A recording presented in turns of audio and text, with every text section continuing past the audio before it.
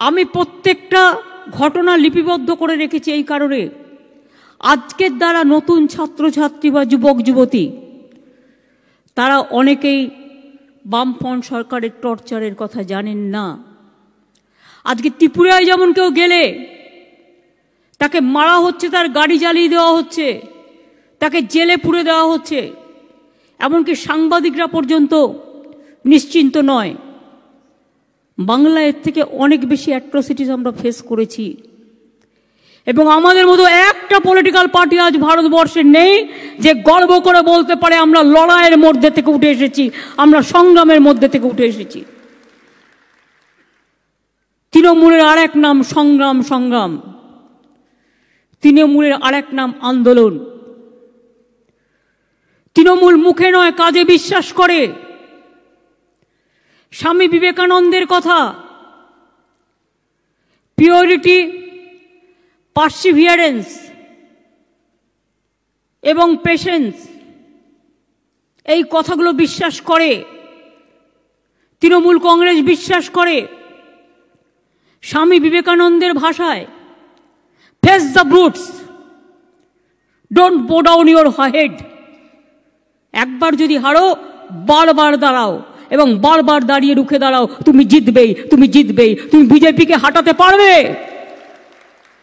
তুমি যদি বাংলা থেকে সিপিএমকে হাঁটাতে পারো, 40 বছরের একেবারে গোত্তা খাওয়া সিপিএম, তাহলে মনে রাখবে শুধু টাকায় চলছে যে বিজেপি একটা পার্টি, তারা আমাদের মেন এনিমি।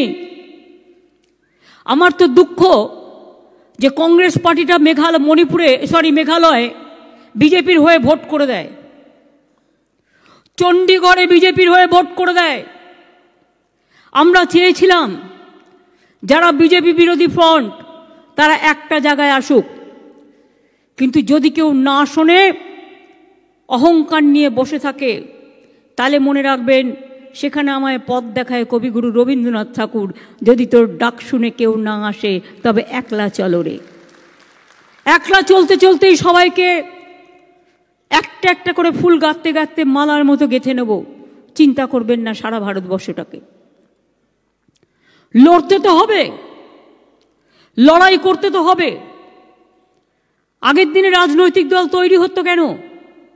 সেবার জন্য, বিপদে আপদে মানুষের পাশে দাঁড়াবার জন্য, নিজে না খেয়ে অন্যকে খাওয়ানোর জন্য। আজকের রাজনীতির কনসেপ্টটা চেঞ্জ। আমি এক্সটার্নাল অ্যাফেয়ার্স নিয়ে কখনো বাইরে কথা বলি না, but is it not a fact आज हिंदुस्तान का साथ बांग्लादेश का रिलेशन कैसा है? I am just asking. MPs must raise this issue. This is MPs issue. Hindustan का साथ नेपाल का रिलेशन कैसा है? हिंदुस्तान का साथ भूटान का रिलेशन कैसे हो? हिंदुस्तान का साथ पूरा विश्व भर जे एक रिलेशन था नैम का, नॉन अलाइनमेंट मूवमेंट का बारे में, आज वो रिश्ता कहा गया, এটা জানতে হবে। গায়ের জোরে চলবে না। আজকে দেশটা চলছে গায়ের জোরে, নিজেদের রাজ্যগুলো চলছে গায়ের জোরে। ভাগ্যিস আমরা রেজ করলাম, তাই চ্যারিটি অফ মিশনারিজ তাদের ক্লিয়ারেন্সটা পেল।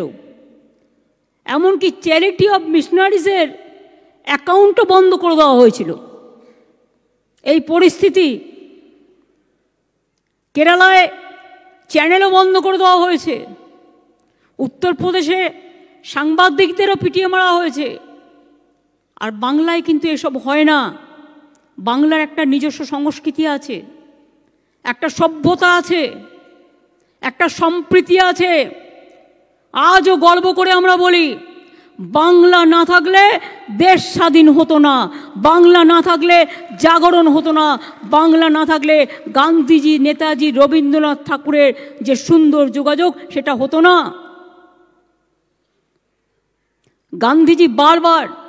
गांधी ने बार बार गुजरात में मूवमेंट नहीं किया, मूवमेंट किया था बंगाल से, बिहार से, चंपारण से, बेलियाघाटा से।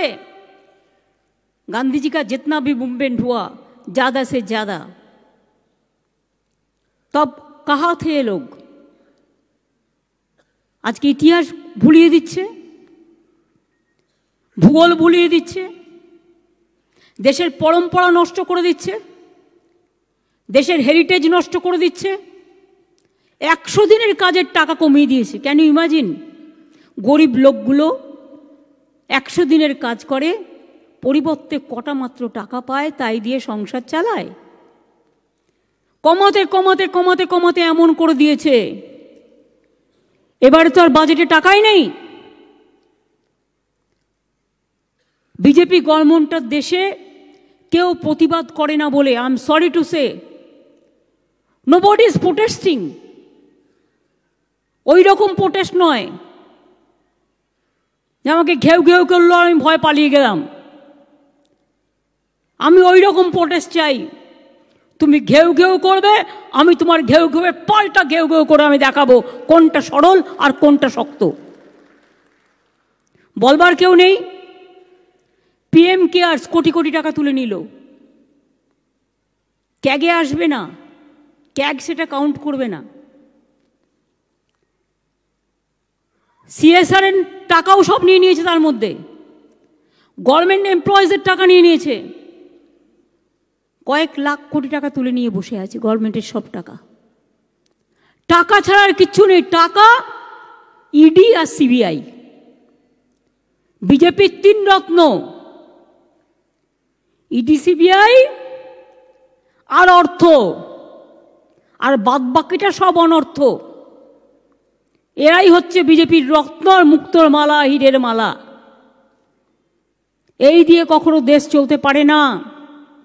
আজকে দেশের মানুষের অধিকার কেড়ে নেওয়া হয়েছে। আপনারা জানেন, নাগরিক অধিকার নিয়ে যে আন্দোলন আমরা করেছি, কত মানুষ মারা গেছে বলুন তো? আজকেও জানেন কত মানুষ মারা গেছে দিল্লিতে? Nobody nose. ইউপিতে কত মানুষ মারা গেছে কেউ জানে? কেউ জানে না। আমরাই তো আন্দোলন করেছিলাম এনআরসি নিয়ে, আমরাই এনপিআর করতে দিইনি। মানুষের সব অধিকার কেড়ে নেবে আস্তে আস্তে। ব্যাংককে বলে দেওয়া হয়েছে 1 লাখ টাকার বেশি পাবে না, সার্বসকূল্যে সব মিলিয়ে হয়তো 5-এ যাবে, বাদ বাকি সব টাকা কোথায় যাবে? সব বিজেপির ভান্ডারে চলে যাবে। আপনারা কেউ কিন্তু কোয়েশ্চেন করতে পারবেন না। নোটবন্দি থেকে ব্যাংক বন্দি, পেগাসাস থেকে আদালত বন্দি, সংবাদ মাধ্যম থেকে লেখনী বন্দি,